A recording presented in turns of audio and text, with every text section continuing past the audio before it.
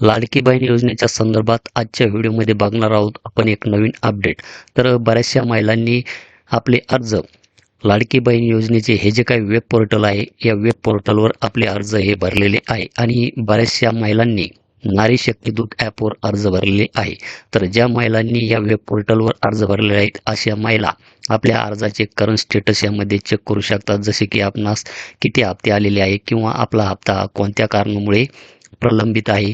तर या गोष्टी आपण यामध्ये चेक करू शकतात. परंतु नारी शक्ती दूत ॲपवर स्टेटस चेक करण्याचे ऑप्शन नाही. नारी शक्ती दूत ॲप हे बंद आहे. जसे की आपण जे काही अर्ज भरलेले आहे या वेब पोर्टलवर, तर ते अर्ज आपणास येथे ॲप्लिकेशन सबमिटेड यामध्ये ते पाहायला मिळतील. तर ॲप्लिकेशन सबमिटेड याच्यावर इथे क्लिक केल्याच्यानंतर जसे की या अर्जाच्या करंट स्टेटसमध्ये आपण पाहू शकतात की सुरुवातीला ज्यावेळेस ही योजना चालू झाली, तर त्यावेळेस सुरुवातीला इथे 4,500 रुपये यामध्ये टाकण्यात आले. परंतु आधार इनॲक्टिव्ह असल्याच्या कारणाने हे जे काही पेमेंट आहे, हे पेमेंट इथे कॅन्सल झालेले आहे. त्यानंतर 7,500 रुपयेचे पेमेंटसुद्धा इनॲक्टिव्ह आधार या कारणाने कॅन्सल झालेले आहे. त्याचनंतर आपण पाहू शकतात की परत 7,500 रुपये टाकण्यात आले, परंतु आधार हे इनॲक्टिव्ह आहे. त्यामुळे हे जे काही पेमेंट आहे, हे पेमेंट इथे कॅन्सल होत आहे. त्यानंतर 1,500 रुपयाचा हप्ता टाकण्यात आला. त्यानंतर आधार इनॲक्टिव्हच आहे, तर पेमेंट इथे कॅन्सल झालेले आहे. तर वरून हे पैसे टाकण्यात येत होते, परंतु आधार इनॲक्टिव्ह असल्याच्या कारणाने इथे सर्व पेमेंट इथे फेल झालेले आहे. आपण इथे पाहू शकतात की 4/11/2025 पर्यंत हे जे काही पेमेंट आहे, हे पेमेंट संपूर्ण इथे कॅन्सल झालेले आहे. ट्रान्झॅक्शन स्टेटसमध्ये पाहू शकतात. त्यानंतर इथे पाहू शकतात की आधार ह्या महिलेचे आता ॲक्टिव्ह झालेले आहे. त्यानंतर 31/12/2025 या तारखेला आपण पाहू शकतात की इथे 1,500 रुपये पेड झालेले आहे आणि त्यानंतर या महिलेचे जे काही हप्ते आहे, तर हे हप्ते इथून पुढे चालू झालेले आहे. तर इनॲक्टिव्ह आधार असल्याच्या कारणाने या महिलेचे सर्व हप्ते पाठीमागे या महिलेला मिळालेले नाही. आधार ॲक्टिव्ह झाल्याच्या नंतर या महिलेचे पुढील जे काही हप्ते आहे, आपण इथे पाहू शकतात की 28/3/2026 तर या तारखेचा सुद्धा 1,500 रुपयाचा हप्ता मिळालेला आहे आणि मार्च आणि एप्रिल या महिन्याचे पैसेसुद्धा या महिलेला मिळालेले आहे.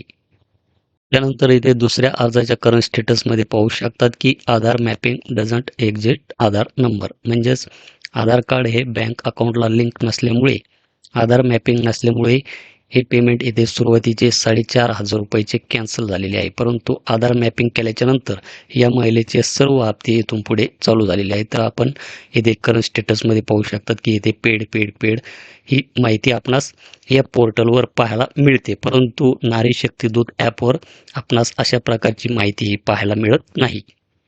नारी शक्ती दूत ॲपवर नवीन कोणता बदल झालेला आहे, तर त्यासाठी मी तुम्हाला घेऊन जातो मोबाईल स्क्रीनवर.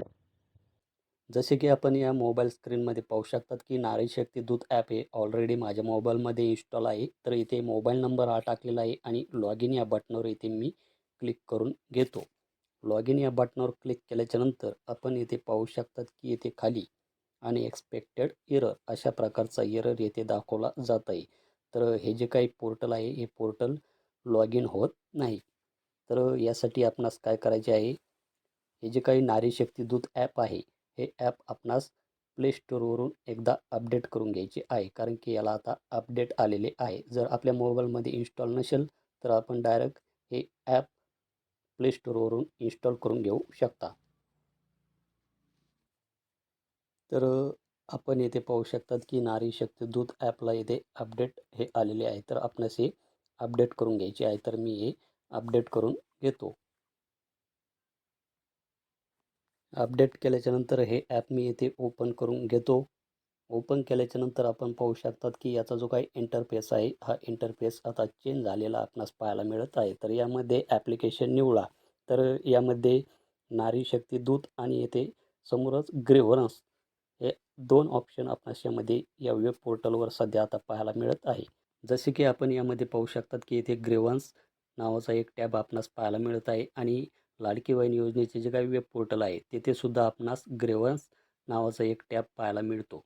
तर ज्या महिलांचे पैसे थकलेले आहे, कोणत्या कारणामुळे आलेले नाही, तर अशा महिला त्यामध्ये आपली कंप्लेंट दर्ज करू शकतात. तर तशाच प्रकारचे ऑप्शन आता या नारी शक्ती दूत ॲपमध्ये आपणास पाहायला मिळत आहे. परंतु हे ॲप सध्या इथे ओपन होत नाही. तर लवकरच हे जे काही ॲप आहे हे ॲप चालू होण्याचे संकेत आहेत. तर यामध्ये आपण आपल्या अर्जाचे स्टेटससुद्धा यामध्ये चेक करू शकणार आहात, की आपला अर्ज हा कोणत्या कारणामुळे होल्डवर ठेवण्यात आलेला आहे किंवा आपणास कोणत्या कारणामुळे पैसेही मिळत नाही.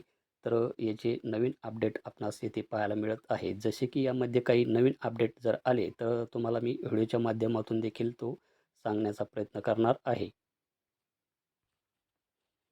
तर या अपडेटमध्ये प्रामुख्याने 3 गोष्टी या बदललेल्या आहेत. तर यामध्ये युजर्सच्या प्रायव्हसीसाठी आणि Google Play स्टोअरच्या नियमांचे पालन करण्यासाठी फोटो गॅलरीच्या परमिशनमध्ये काही बदल केले आहेत. यामुळे तुमची जी काही माहिती आहे ही माहिती अधिक सुरक्षित राहणार आहे. त्याचप्रमाणे ॲपची जी काही अंतर्गत कार्यक्षमता वाढवण्यासाठी आणि नवीन Android सिस्टीमवर ते व्यवस्थित चालवण्यासाठी 16 KB मेमरी पेज साईजचा सपोर्ट जोडला आहे. यामुळे हे जे काही ॲप आहे हे ॲप जास्त स्मूथ चालणार आहे. त्याचप्रमाणे ॲपमधील छोट्या-मोठ्या तांत्रिक अडचणी जसे की बग्स दूर केल्या आहेत आणि ॲपचा स्पीड व परफॉर्मन्स आधीपेक्षा चांगला केलेला आहे. थोडक्यात सांगायचे तर हे ॲप आधीपेक्षा अधिक सुरक्षित आणि फास्ट चालण्यासाठीचे एक नॉर्मल सिक्युरिटी आणि परफॉर्मन्स अपडेट आहे. तर या व्हॉट्स न्यूमध्ये आपण ती माहिती पाहू शकता. तर लवकरच हे जे काही ॲप आहे हे ॲप अपडेट होईल आणि प्रोसीड या बटनावर क्लिक केल्याच्यानंतर आपणास यामध्ये पुढे कोणती माहिती पाहायला मिळणार आहे त्याची माहिती आपण नेक्स्ट व्हिडिओमध्ये हे ॲप पूर्णपणे अपडेट झाल्याच्यानंतर पाहणार आहोत. तर हे होतं एक लाडकी बहीण योजनेच्या संदर्भात आपल्यासाठी एक महत्त्वाचं असं एक अपडेट. अशाच प्रकारच्या नवीन अपडेटसाठी आपल्या पेजला फॉलो करा आणि चॅनलला सबस्क्राईब करा. धन्यवाद.